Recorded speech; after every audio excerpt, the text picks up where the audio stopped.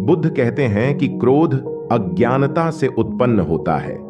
अज्ञानता का मतलब है कि हम वास्तविकता को सही ढंग से नहीं समझते हैं। जब हम किसी चीज को गलत तरीके से समझते हैं या जब हम अपने बारे में गलत धारणा रखते हैं तो हम उससे नाराज या निराश हो जाते हैं और तब हम क्रोध का अनुभव करते हैं। बुद्ध के अनुसार क्रोध एक ऐसी भावना है जो तब होती है जब हम किसी चीज से नाराज या निराश होते हैं। यह एक स्वाभाविक भावना है, लेकिन अगर इसे नियंत्रित नहीं किया जाता है तो यह हानिकारक हो सकता है। बुद्ध भगवान की एक कहानी से सीखेंगे कि क्रोध से कैसे अपने जीवन को बचाए। एक दिन बुद्ध अपने शिष्यों के साथ एक जंगल से गुजर रहे थे। तभी उन्हें एक पागल हाथी आता दिखाई दिया। हाथी लोगों को कुचलने के लिए दौड़ रहा था।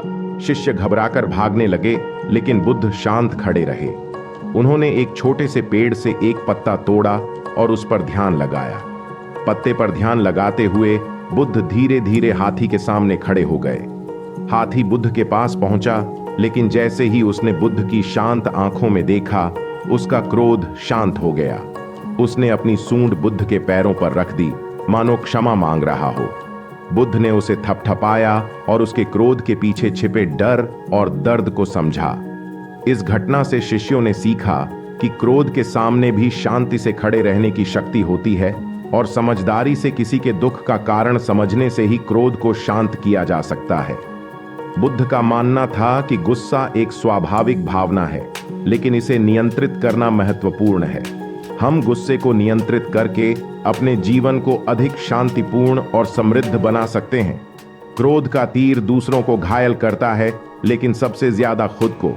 करुणा और दया का रास्ता अपनाओ और दूसरों का सम्मान करो। बुद्ध क्रोध को दुख का कारण मानते थे और उसके कई नुकसानों के बारे में सिखाते थे।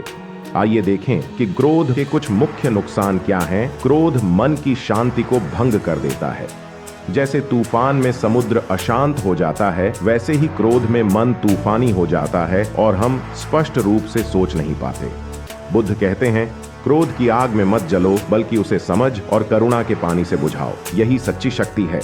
बुद्ध सिखाते हैं कि क्रोध में कहे गए शब्द या किए गए कार्य का नुकसान न केवल खुद को, बल्कि सामने वाले व्यक्ति और आसपास के लोगों को भी हो सकता है। क्रोध में हम जल्दबाजी में और बिना सोचे समझे निर्णय ले लेते हैं, जिससे बाद में पछतावा होता है। क्रोध में कही गई बातें रिश्ते बिगाड़ सकती हैं और समस्या को और बढ़ा सकती है। जैसे नदी का तेज बहाव नाव को भटका देता है, वैसे ही क्रोध में हम सही रास्ता भटक जाते हैं। शांत होकर सोचो और बुद्धिमानी से निर्णय लो। क्रोध हमारे शारीरिक स्वास्थ्य पर भी बुरा प्रभाव डालता है। क्रोध से मन में चिंता और तनाव जैसी समस्याएं हो सकती हैं। क्रोध में हम ऐसे कार्य कर सकते हैं जिनसे हमें या दूसरों को शारीरिक चोट पहुंच सकती है। बुद्ध कहते हैं, क्रोध आपके शरीर में आग की तरह जलता है जो खुद को जलाता है। शांत रहो और अपने शरीर को स्वस्थ रखो। क्रोध में हम दूसरों के प्रति असभ्य और अनादरपूर्ण व्यवहार कर सकते हैं, जिससे उन्हें दुख होता है। क्रोध के कारण रिश्ते टूट सकते हैं और गलतफहमियां बढ़ सकती हैं। क्रोध में हम ऐसे कार्य कर सकते हैं जो हमारे नैतिक मूल्यों के खिलाफ हों।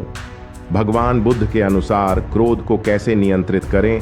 बुद्ध कहते हैं कि गुस्से को नियंत्रित करने के लिए हमें अज्ञानता को दूर करने की आवश्यकता है। हमें वास्तविकता को सही ढंग से समझने की जरूरत है। बुद्ध ने क्रोध को नियंत्रित करने के लिए कई तकनीकें सिखाई हैं। इनमें शामिल हैं ध्यान। हमें अपने विचारों और भावनाओं को अधिक जागरूक रूप से समझने में मदद कर सकता है। प्रेम और करुणा का अभ्यास हमें दूसरों के साथ अधिक दयालु और समझदार होने में मदद कर सकता है। क्षमा हमें दूसरों के प्रति अपने गुस्से को दूर करने में मदद कर सकती है। बुद्ध भगवान की इस कहानी से हमें सीख मिलती है कि क्रोध का परिणाम दुख के अलावा कुछ नहीं होता। शांत रहो और समझो कि जवाब देने से पहले ही क्रोध अपना नुकसान कर चुका है। क्रोध की आग में न जलो, बल्कि उसे समझ और करुणा के पानी से बुझाओ। यही सच्ची शक्ति है। भगवान बुद्ध हमें बताते हैं कि क्रोध हमारे जीवन में कई तरह से नुकसान पहुंचा सकता है। हमें क्रोध को नियंत्रित करना सीखना चाहिए और शांति और करुणा का रास्ता अपनाना चाहिए। इससे हम एक खुशहाल और सार्थक जीवन जी सकते हैं।